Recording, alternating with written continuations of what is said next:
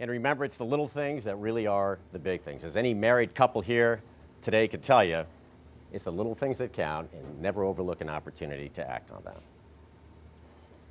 And we are here together today. Thought you had that memorized. Yeah, I thought I did too. And today, your family and friends are gathered together to celebrate this union. And we are privileged to witness two friends, two exceptional and driven individuals committed to sharing a lifetime together.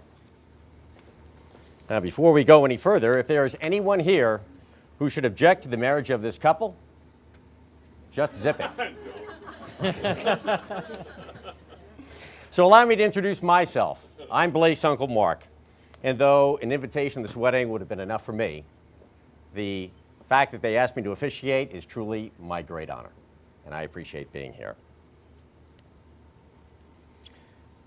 As with every wedding, Are you kidding? no, I am. I couldn't believe it. Right? And it's funny, you know, I've known Blake naturally her whole life, and to stand up here with her today and share this moment, I remember Blake as a little girl. We were in Rhode Island, and she was explaining to me how to make a peanut butter and jelly sandwich. This is the most adorable thing you ever saw.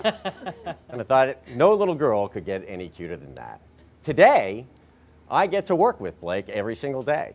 And I've watched as she has developed into an absolutely beautiful and a real force to be reckoned with young woman. John, I remember meeting for the first time.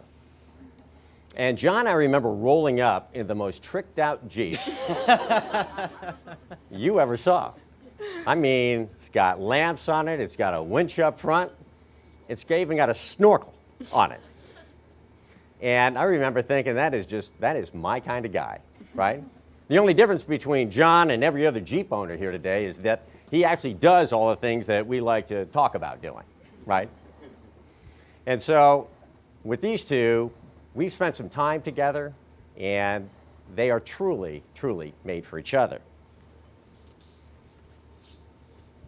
So to get a deeper understanding with these two, and to understand and share with you something about this pair of what makes them so right, what makes them a perfect fit for each other, I actually reached out to these two so we could have a little conversation. I reached out to others in the wedding party too. And it's amazing what a couple of questions can prompt in answers and how revealing they can be in sharing what a couple is all about. These two have been working towards this moment for some time. Actually, it's been 11 years since they met, and it's been 9 years dating. So they've been through some things together, right? They've been through the highs, they've been through the lows. They don't approach this time today as rookies. They approach this time today with experience and people who know each other very, very well. So a couple of thoughts that come back from the friends and so on that we talked to. As one said, their relationship took time. It took time apart as John pursued a career out west as a meteorologist in Oregon. It took grit, perseverance, but it was always an undying love that brought them back together again. Their relationship has already withstood difficult challenges. Another friend said that Blake leans towards the fun, enjoying her side of life, while John leans towards building a shed for his lawnmower and complaining about kids walking on the grass. Yeah, I don't like that. The fact is, these two bring balance to each other's lives. That lawnmower thing never goes away, by the way. You're just going to want a bigger shed. And maybe most simply, another friend said, when you see one, you simply expect to see the other because it seems so natural. They may argue from time to time, like we all do, but it's impossible to think of them apart. Marriage seems more like a formality for these two. In fact, the words most typically used to describe John and Blake as a couple are loyal, loving, laughter, adventurous, hardworking, and committed.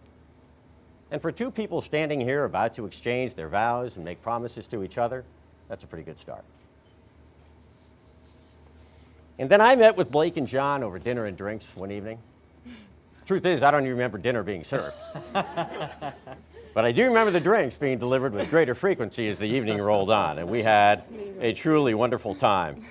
And so as we discussed that, what qualities they see in each other, what is it about the other that they really admire most? John said of Blake, loving, smart, generous, stubborn. Wonder where she gets that from, Dad.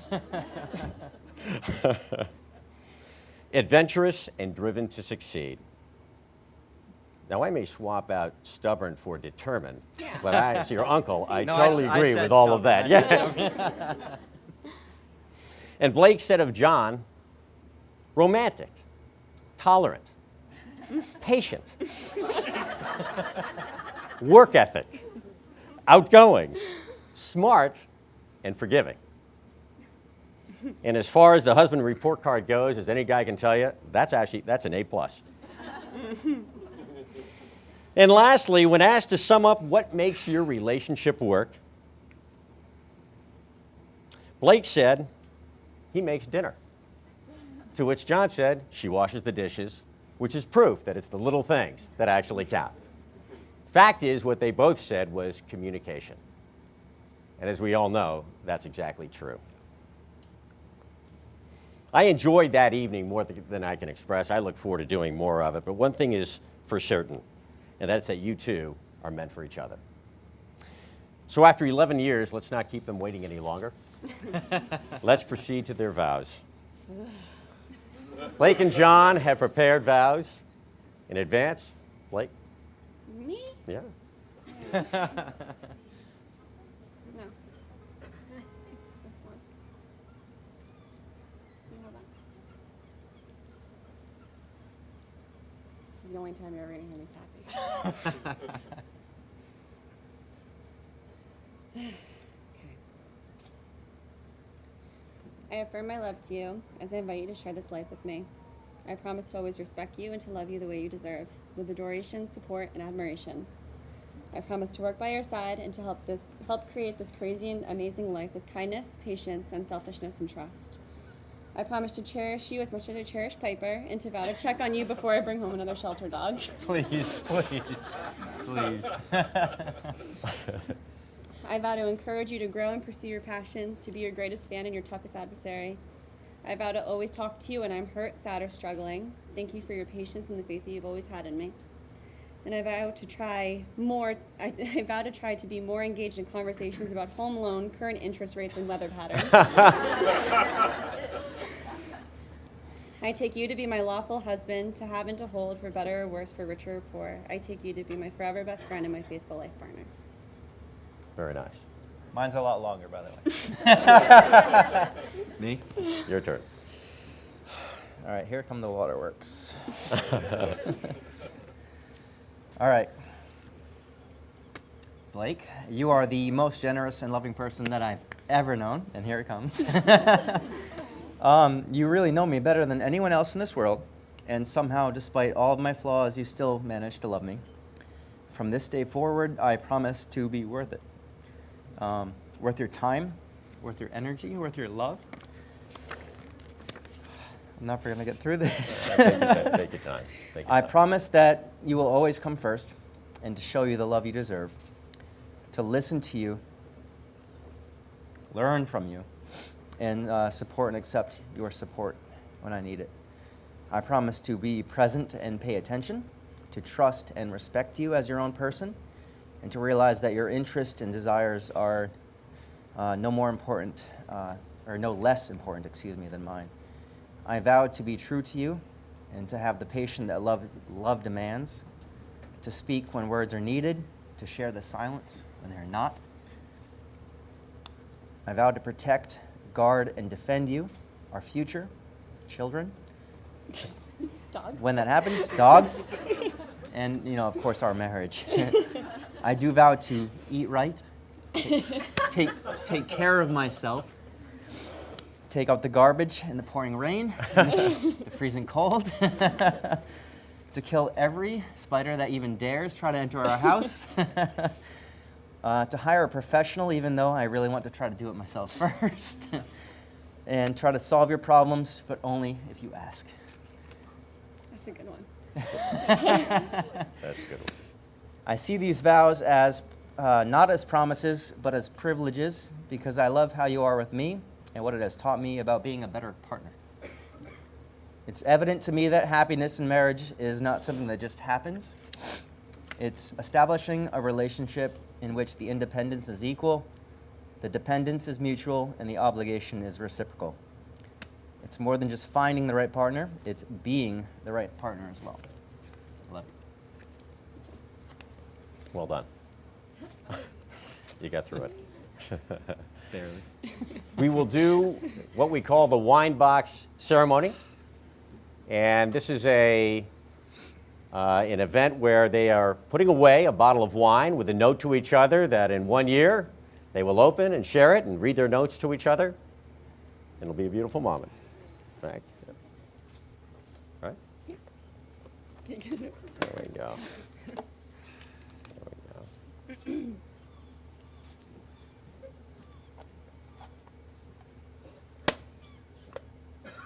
1 year, not 1 day, not 1 Yeah, week. not tomorrow. 1 year.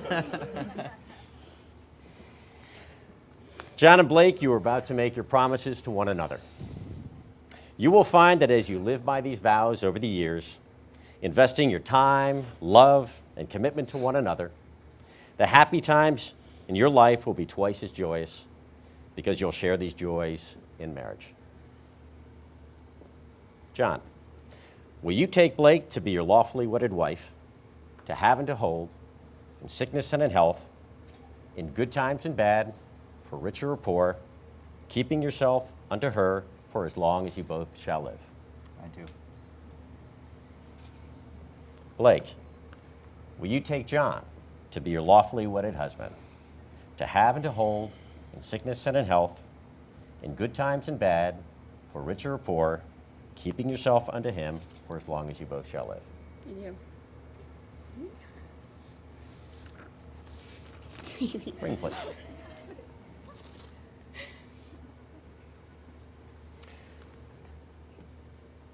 The ring, an unbroken circle, represents unending love. As often as either of you look upon these rings, may you be reminded of this moment and the love you have promised to one another. John, please place this ring on Blake's finger and repeat after me. Right now. Yes, right now. Yes, now's a good time. First, I'm really swollen today. too many margaritas. All right. You gonna get it? I don't know. This is, yeah, there it is. There you go. About to get the butter. Repeat after me. No, I gotta do mine first. No, I want to hold your hand. Oh.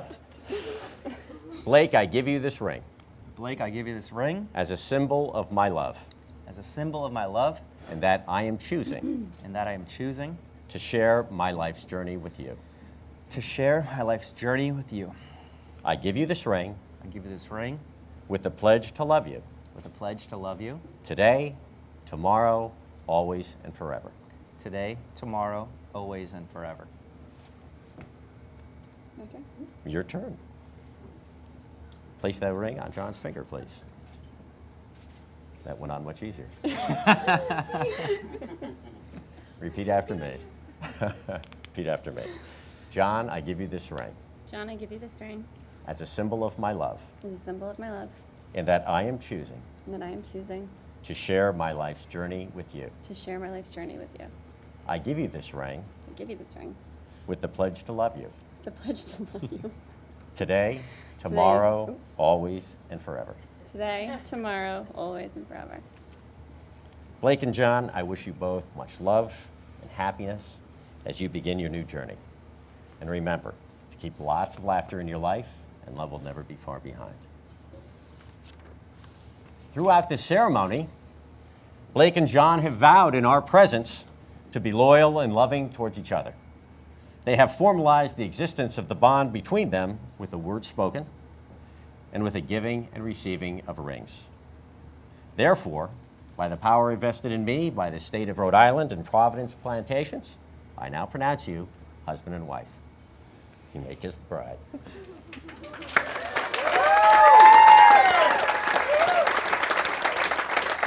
Ladies and gentlemen, I am proud to present Mr. and Mrs. Belmore.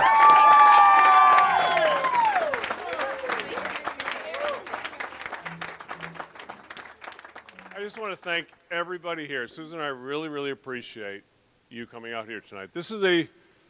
It's a lot to ask for people to take out of their busy days to come out to a big wedding, and I really, really appreciate you being here. The other thing I want to really look at is I really want to be able to have you all focus on my beautiful daughter.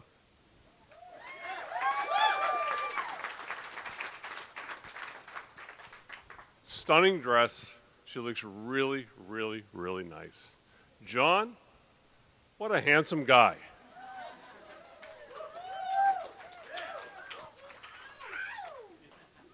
Nothing more than an accessory to Blake, but he's a handsome guy.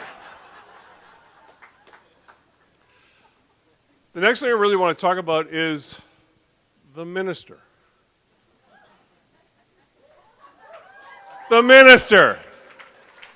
That man did a hell of a job tonight, and I just want to be able to actually focus on that. Now, he took some of my lines tonight, understanding that he's Blake's uncle. And we all know what uncles are like over many, many years. Their job is to torment the hell out of their nieces and nephews. And for 28 years, Mark has done a wonderful job at torturing, humiliating, embarrassing Blake. Right, Lily? Where's Lily? Lily. What's Uncle Mark like? Huh? But also, the things you may not know about Mark is he's also my partner, which gives me years and years of practice to be able to learn very unique ways, very special ways that I can learn how to be able to irritate and annoy my daughters. And I've done that very well with Mark's guidance. The other thing that is really kind of like the weird part of our relationship is, I don't know if many people know, but Mark is also my brother-in-law, my partner in business, and he's the twin to my wife. So this brings the idea of a close family to a kind of a really weird, kind of like, I don't know. It just gets a little weird at times. But ultimately, I really thank him for doing such a wonderful job tonight. It was really, really nice. I appreciate it.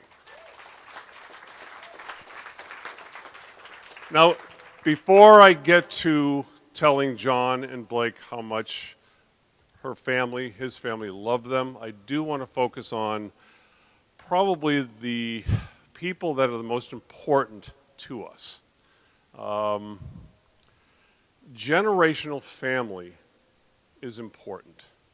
Having people in multi-generations that you can rely on is really critical in order to be able to help a newly married couple build a strong, secure foundation for their future generations. And there are two people here that I really want to actually thank. One is Ginny Landon, Veronica Belmore. We've acknowledged the fact that they are the matriarchs of our family, but I really want you to understand that none of this here would actually happen without them. And so you have a bunch of parents here, grandparents, you've got nephews, nieces. As time goes on, nothing happens without this family being able to guide and help the other family as they come through. And it really is critical. And the beauty of it is that you have wonderful people like Ginny and Victoria that have the ability to be able to be the nicest women on the planet, because without their assistance and their guidance, we're nothing. And from my family, from Susan and I, from Bob Belmore and his wife Joanne, I personally want to thank our parents for helping us to raise really great families, to provide us the security, to provide us the ability to be able to be here. Because there's very little doubt in my mind that without Ginny probably my family would be a little bit different right now. We'd probably be a little worse off.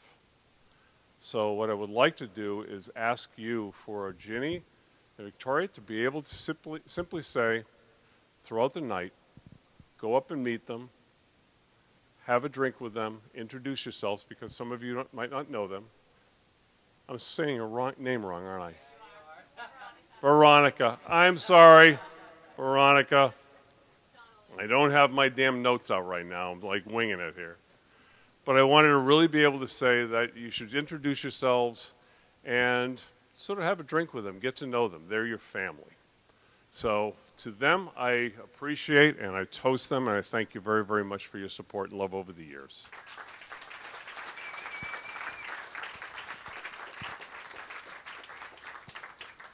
The few other people, you saw the pictures over here. I think it's very important to acknowledge that there are a lot of people that aren't with us. And we have individuals that are people that we love, like Owen Landon. You have Ray Donnelly. You have Ray Belmore. You have Melinda. See, you can't even remember how to pronounce her name. Marilda, that's it. Marilda Donnelly, and my parents, John and my mother, Marion Bogue. They unfortunately are not with us anymore, but they are in one way or another here with us today. So I would like to actually toast them. I miss them. I think we all miss them. And it would be nice to be able to at least always remember them today, because without them, we wouldn't be here. So, cheers.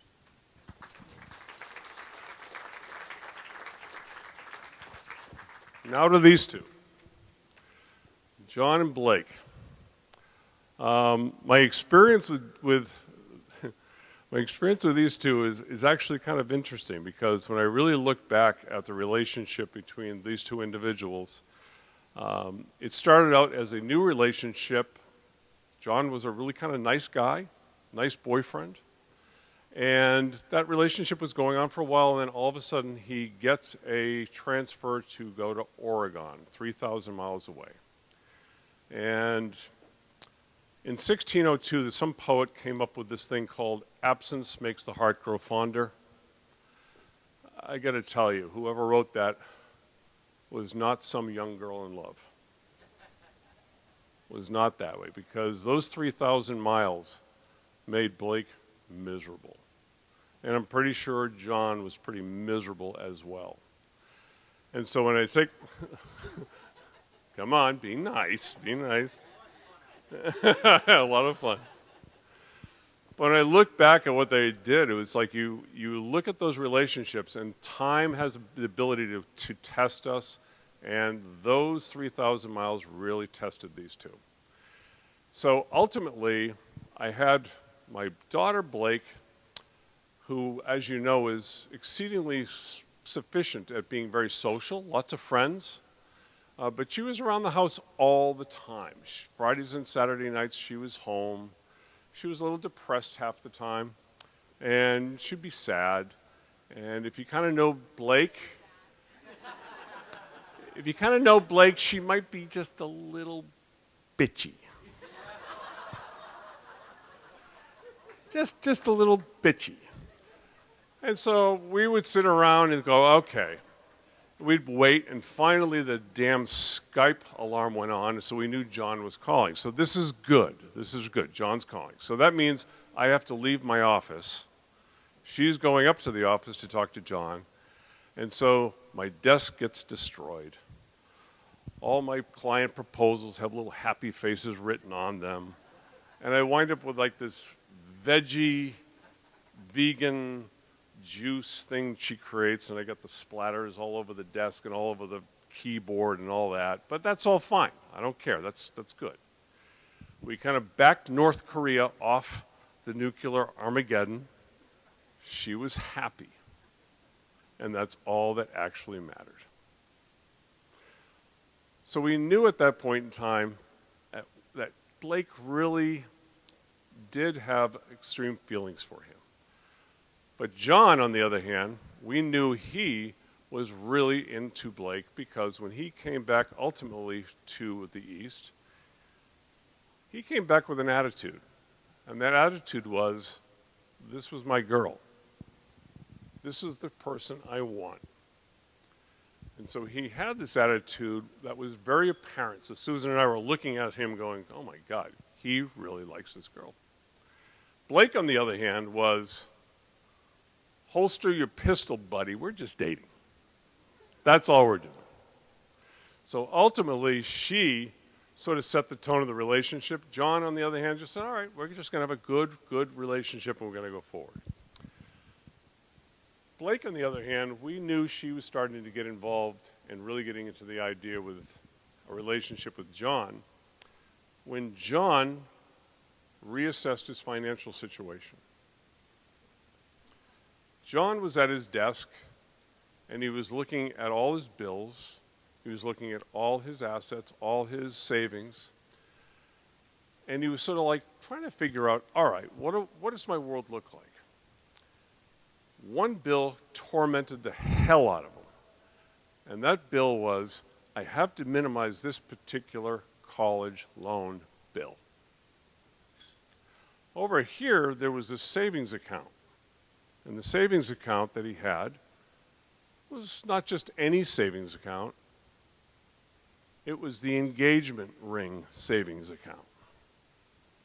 So John came up with the idea that if I take these many thousands of dollars out of this engagement ring account and access it, put it against my college loans, I could be that much closer to a lot of debt-free life. And he just thought that was the best idea in the world. It's absolute genius. Well, when that news hit the headlines, little Miss Kim Jong-young over here came flying out of her bunker with all the launch codes. Started hitting every missile bustle was, and the North Korean missiles are flying everywhere. And the only result of this was going to be absolute scorched earth policy. That's the only thing that she was going to accept.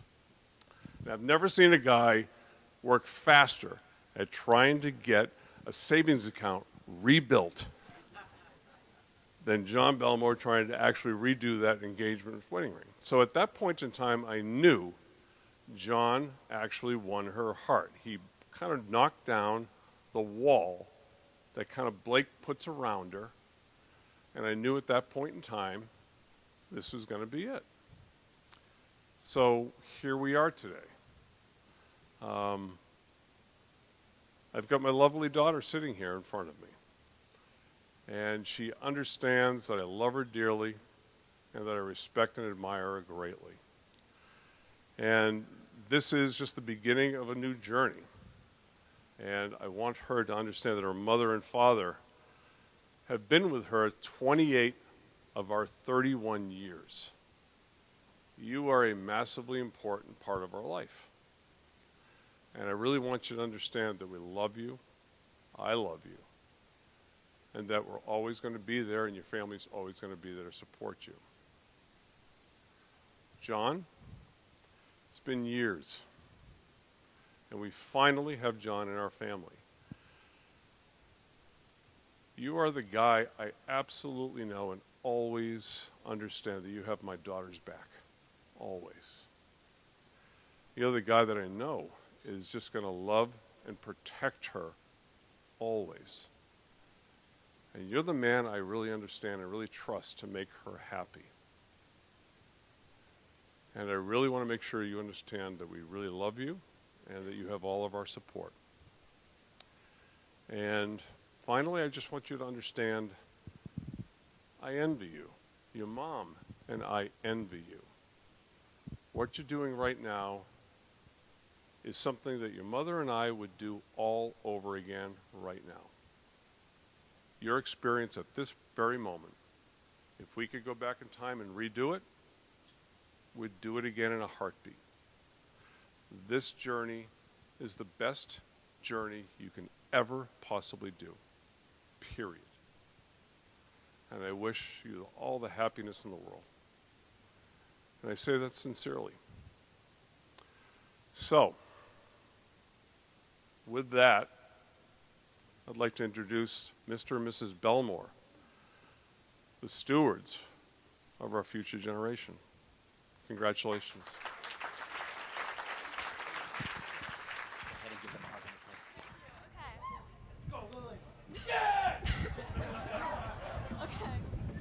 Well, today is September 9th. It's finally here, your wedding day. Blake and John have been together for a very, very, very long time. They have had their ups and downs over the years, but it's all been worth it because it's brought them here today to become Mr. and Mrs. John Belmore. I honestly don't remember a time John hasn't been a part of our family, and today you officially are, a new brother to John, Garrick, and I. Please raise your glass and join me in the congratulations of the new Mr. and Mrs. John Belmore.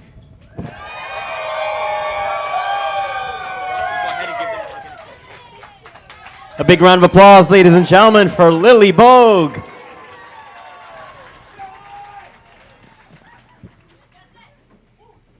How's it going, everyone? My name is Justin Hoyle. I have the honor of being John's best man. The fact that John doesn't have any brothers may have worked in my favor, but that's besides the point.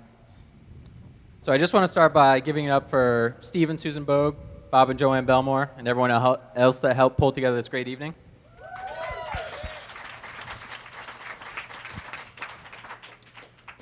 So I'll keep this short, but just want to say a few words.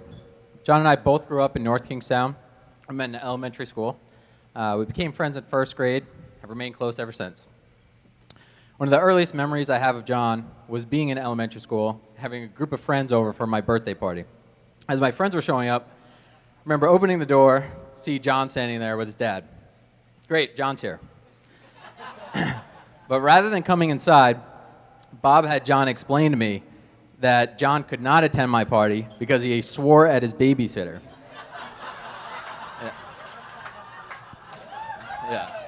Yeah, sounds about right. So John handed me my gift. Bob and John got in the car, drove home. So I still remember thinking, man, Bob drove him all the way here and didn't let him stay for the party. That's pretty rough. So John and I were always going on adventures as kids, camping with Uncle Ray, ski trips with my dad and Donna, or cruising around NK on our bicycles. I distinctly remember one ski trip riding home my dad's Taurus wagon, John and I both sleeping in the third row back seat. Next thing I know, I wake up absolutely covered in vomit. John's vomit. So he had gotten car sick while sleeping, and somehow I paid the price. I also specifically remember John being completely clean, so I think I still need to get him back for that one. No promises. I don't know how or why, but there's something about John that definitely causes him to be an easy target. And anyone who knows John well enough will absolutely agree with me.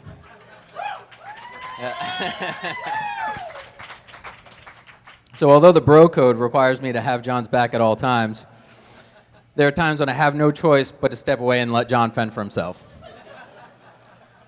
Like during this most recent Super Bowl, when John asked us all, "When did Mr. Clean get so sexy?" Sorry, John, you're on your own. The best part was he was 100% serious.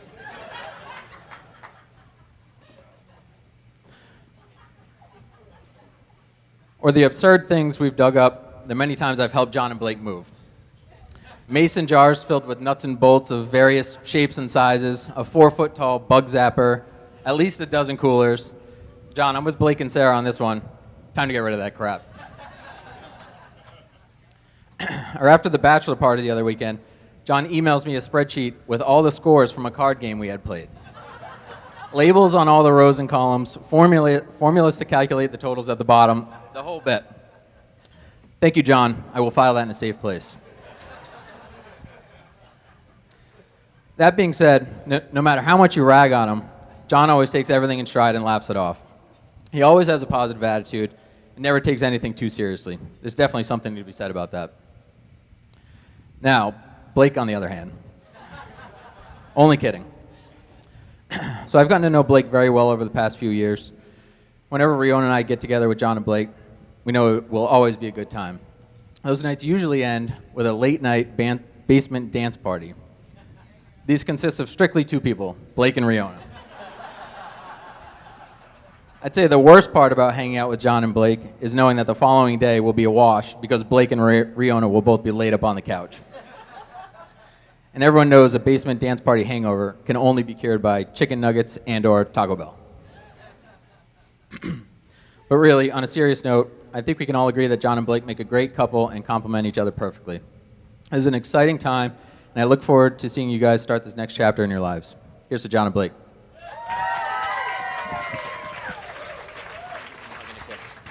Very, very nicely done. A big round of applause, ladies and gentlemen, for our best man, Mr. Justin Hoyle.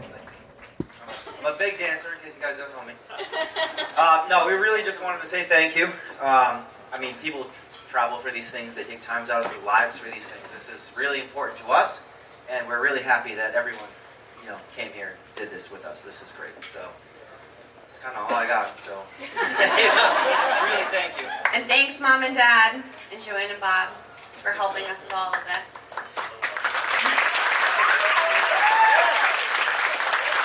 And my husband.